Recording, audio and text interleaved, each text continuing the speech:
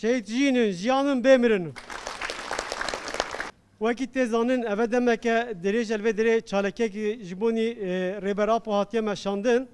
Em jivaki gruba nehemin çaleke xwe ve devir bikin. Teslimi gruba dehemin bikin. Vakit tezanin ev sihmehen reberapo tu bişevazi tu agahi nina. Jibo fikru raman reberapo ve gele Walat Paris Gerleyen Azadiya Kurdistan şef kut bikin ev demek derece li ser reberapo tecriye ki li dijî mirovahiye dimeşînin. Vekî zanin li beramberî ve gelê Kurd û Gerleyen Azadiye be her daim di çalekê danin. Armancı tecridkirina reberapo tê zanîn ji bo çi ye.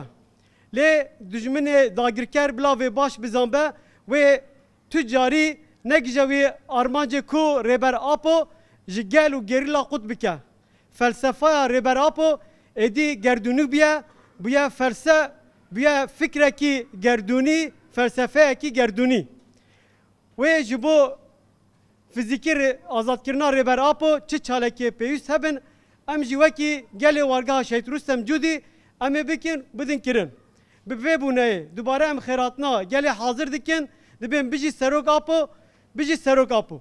Bijî serok apo, bijî serok apo. Vê serok jiyan nabe, vê serok jiyan nabe. Serket. Serket. Serket.